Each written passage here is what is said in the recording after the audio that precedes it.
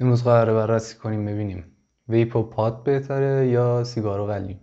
سلام، خیلی خوش اومدیم به این ویدیو. اولین چیزی که میخوایم بهش بپردازیم ویپ و پاد هست. این دستگاه به طور کل تشکیل شده از باتری، کارتج اتمایزر و کویل که تشکیل شده از پنبه و یه قطعه فلزی است که با داغ شدن جویس و سالتو میسوزونه و به کامدهی میرسونه.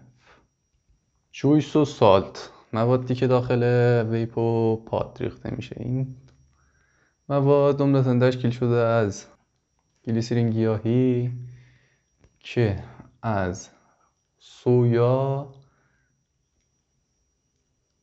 درخت نخل و اینجور چیزا گرفته میشه و کاملا گیاهیه که تو مواد دارای شیبه تاشیو خیلی جاها میتونید مشاهدش کنید یا اسمشو شنیدین.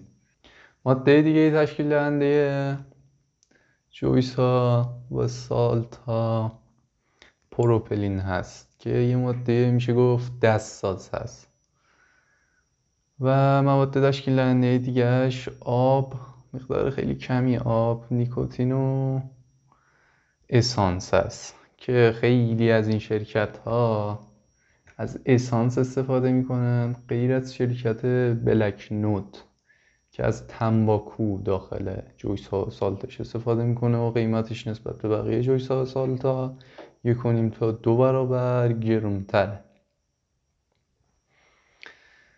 بعد میرسیم به سیگار و قلیون. سیگار و قلیون که همتون میدونین، گفته میشه با سوزوندن سیگار 70,000 ماده سمی و وارد بدنتون میکنید و از اینجور حرفا. هر میگن کام قلیون هم اندازه یه بسته سیگار ضرر داره، اما دقیق مشخص نیست که چقدر ضرر دارن.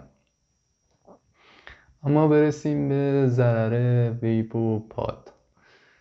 خیلی حتما تو خیلی هم ویدیوها دیدین که خیلی ها میگن هیچ ضرری نداره و از اینجور حرفا. حتی یه سری ویدیو ساخته شده که داخل دوتا محفظه پنبه ریخته میشه و از جویس و سیگار استفاده میکنه و محفظه‌ای که داره سیگار بوده کاملا رنگش عوض میشه، ولی محفظه‌ای که از ویپ داخلش استفاده شده کاملا تمیزه.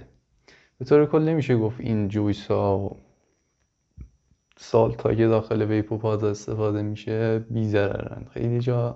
خیلی هم میگن اینا ضررش چند برابره نسبت به سیگار و قلیون، بین همون سیگار و قلیونتون رو بکشین. ولی به طور کلی من که 2 سال تقریبا از این استفاده میکنم تقریبا ضرری برای من نداشته و مشکلی برای من پیش نیامده. البته نمیشه گفت تو 2 سال، باید چندین سال مشخص بشه که این ماده میتونه ضرر داشته باشه برای بدن یا نه. موضوع بعدی که بهش میرسیم جویس ها و سالت ها داره نیکوتین متفاوتن که بستگی به خود شخص داره. جویس ها نیکوتین 0.36 دارن که نسبت گلیسرین به پروپلینشون 70:30 هست و نیکوتین های و 18 که نسبت پروپلین و گلیسرینشون 50-50 هستش و بیشتر برای پاد استفاده میشه. سالت هم نیکوتین های تقریبا 25 35 و 50 و ساپورت میکنن که نیکوتین های بالایی هست و فقط برای دستگاه پاد استفاده میشه و برای اینها امکان استفاده وجود نداره. در ضمن در تنباکوهایی که خیلی در قلیون استفاده میکنن دارای گلیسرین هست که یک ماده مشترک بین این هست و از این لحاظ میشه گفت هر دوتاشون ضرر دارن. اینجور نیست که یکیش بی ضرره یکیش اصلا ضرر نداره. من خودم تقریبا 2 سالی است که دارم از این ویپ استفاده میکنم. شما هم اگر سوالی در مورد جویس، سالت یا ویپ و پاد دارین تو کامنت ها برام بذارین که بهتون جواب بدم. خیلی ممنون که این ویدیو رو تماشا کردین. اگه به اینجور موضوعات علاقه دارین لطفاً چنل ما رو ساب کنید و برای حمایت از ما لایک کنید.